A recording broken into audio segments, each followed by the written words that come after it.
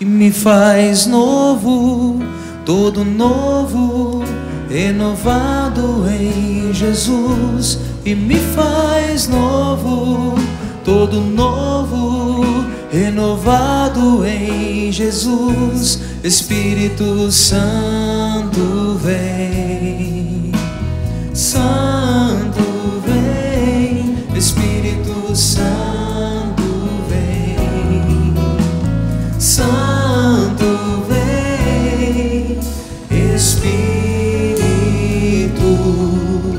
de Deus. Mais uma vez. E me faz novo, todo novo, renovado em Jesus. E me faz novo, todo novo, renovado em Jesus. Espírito Santo vem, Santo vem, Espírito Santo vem, Santo vem, Espírito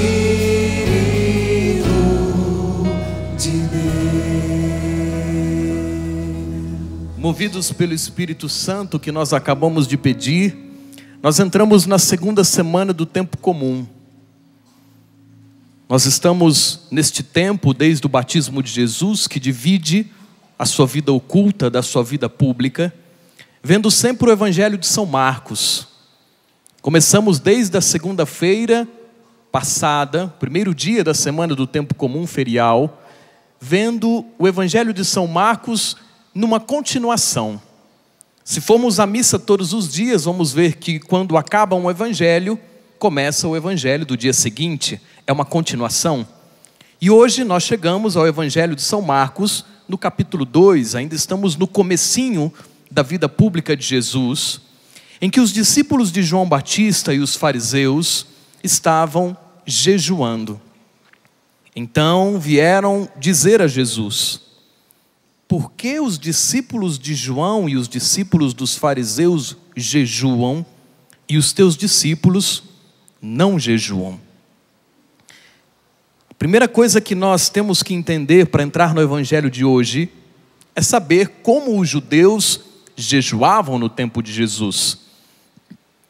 Uma vez por ano, e até hoje é assim, os judeus vivem o dia do perdão, chamado Yom Kippur, aonde, após acabar de construir o bezerro de ouro, Moisés sobe ao monte e vai implorar o perdão de Deus por causa do pecado do povo. O povo que estava ansioso, Moisés não voltava, fazem o bezerro de ouro para adorar. E essa atitude de Moisés, que sobe ao monte e pede perdão, é chamado Dia do Perdão, Yom Kippur. Todos os anos o judeu, quando celebra esta festa do Dia do Perdão, lembra deste momento, o momento de Moisés que está pedindo perdão para Deus por causa dos pecados do povo. Depois os fariseus e os discípulos de João Batista viviam uma vida de penitência e jejum. A penitência e jejum dos fariseus e principalmente dos discípulos de João Batista tinha um foco. O foco era a vinda do Messias. Eles viviam uma vida rígida, porque eles estavam esperando a vinda do Messias. É como se eu e você fizéssemos uma penitência, um jejum, para um oferecimento concreto. Geralmente, quando você consegue aquilo, você para de jejuar. É isso que Jesus está explicando aos discípulos. Vocês estão jejuando, esperando o Messias. Prazer, Jesus Cristo, eu sou o Messias. Quer dizer, vocês não precisam mais jejuar. Sou eu, voltei, estou aqui, cheguei. E é interessante que Jesus, quando vai explicar isso aos discípulos de João Batista e os fariseus, ele explica dando o exemplo de um casamento. Jesus simplesmente não diz: parem de jejuar porque eu já cheguei, estou aqui. Não. Jesus, como sempre, conta uma parábola.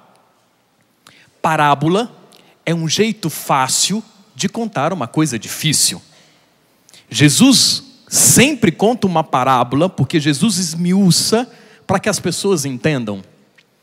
Na minha casa e na sua casa, nós vivemos parábolas, porque os pais são os maiores paraboleiros que existem.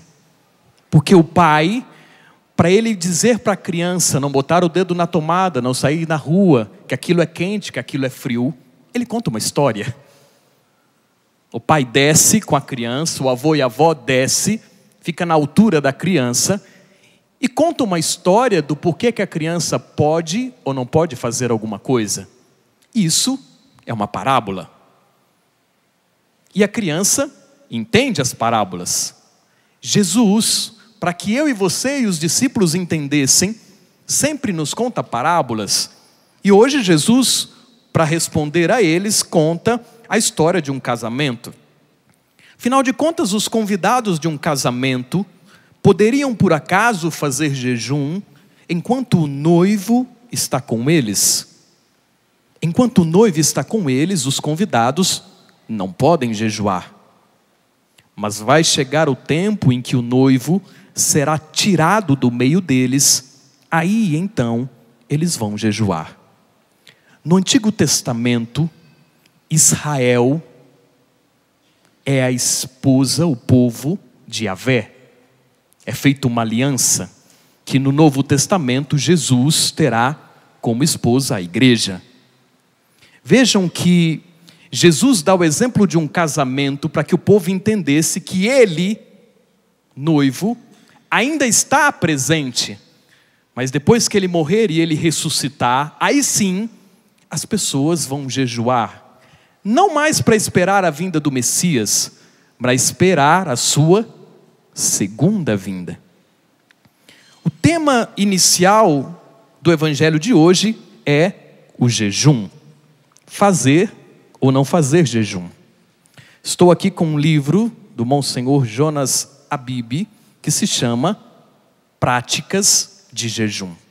Como você pode ver, ele é fino e pequeno. Graças a Deus, tem gente que não gosta de ler coisas grandes e grossas, não é? Vejam, aqui, Padre Jonas nos explica e vai nos ensinando catequeticamente sobre os jejuns. Você conhece os tipos de jejum? Aliás, vamos voltar a uma pergunta anterior. Você faz jejum? A igreja, obrigatoriamente, nos pede um jejum 2 vezes por ano somente. Quarta-feira de cinzas e Semana Santa, sexta-feira da Paixão. E coloca também sexta-feira como um dia penitencial, mas obrigatoriamente dizendo, são 2 dias somente por ano. Mas nós podemos viver as sextas-feiras penitenciais oferecendo jejum. Vejam, assim é chamado o jejum que a igreja nos oferece. O primeiro jejum é o chamado jejum da igreja. Todos os jejuns, eles começam depois do café da manhã. Porque afinal de contas, nós passamos aquele tempo que a gente dorme, a gente já está de jejum, né? Muita gente janta, no outro dia demora quantas horas até tomarmos o café da manhã? O jejum da igreja após o café da manhã é para as pessoas que não podem muitas vezes ficar sem comer. E ela passa do café da manhã ao almoço sem dar as suas beliscadinhas, porque a gente sempre gosta de tomar um cafezinho, comer uma bolachinha, tomar um chá. No jejum não. Se toma o café da manhã, se almoça e depois no fim da tarde se faz um pequeno lanche simples. E não se come entre o intervalo do almoço e o lanche, do café da manhã ao almoço.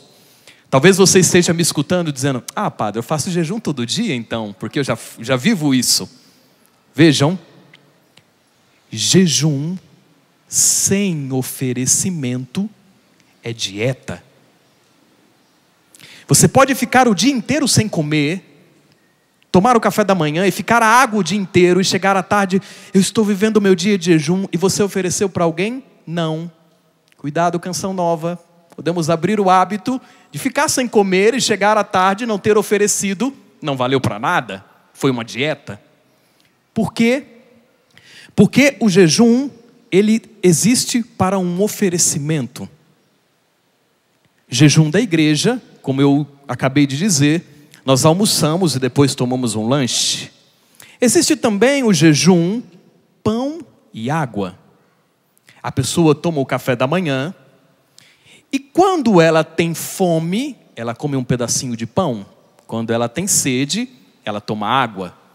Não toma-se e come o pão com água junto, porque senão vai fermentar e vai dar um problema interior. Vejam, do café da manhã até o final do dia, naquela refeição, fica pão e água. O terceiro jejum é chamado jejum de líquidos, onde após o café da manhã, a pessoa ao longo do dia não vai almoçar, mas vai tomar um suco, vai tomar um chá, vai tomar uma bebida líquida, e depois, ao término do dia, ela vai jantar. Quarto e último, jejum completo ou jejum à água. Toma-se o café da manhã e a pessoa fica tomando água até o fim do dia e depois ela janta. Está cansativo, eu sei, porque nós estamos aqui falando de jejum e falar de jejum já dá fome, né? Nós já estamos aí pensando em comer alguma coisa. Mas eu estou dizendo do jejum porque o jejum, ele é uma maneira, junto com a penitência, da gente nos controlar. Vejam que o jejum e a penitência, ele sempre está ligado a um prazer. Prazer de comer, prazer de beber, prazer de dormir. Dormir é um prazer, comer é um prazer, beber é um prazer. Se eu estou, por exemplo, fazendo uma penitência de refrigerante, de café, e quando eu sinto vontade de tomar o café, eu digo, não vou tomar o café pela conversão do meu pai. Eu não vou tomar o refrigerante pela conversão da minha mãe. Eu não vou fazer esta refeição do almoço por causa da doença do meu tio. Vejam, a vontade vem e a gente diz não à vontade e oferece por alguém, pela intenção, pelo casamento de alguém, pela enfermidade de alguém. Se nós conseguimos controlar os nossos apetites do prazer, nós, com uma vida penitencial e com uma vida de jejum, controlamos a nossa língua, controlamos o nosso pensamento. Vejam, o jejum, ele é um treinamento dado pela igreja desde o seu início, para que nós possamos nos controlar dos apetites. Porque afinal de contas, tem muita gente que tem que fazer jejum de língua, de não falar mal de ninguém, jejum de não reclamar, jejum de não murmurar, jejum de não julgar as pessoas. Jejum não, penitência, estou falando aqui já uma heresia.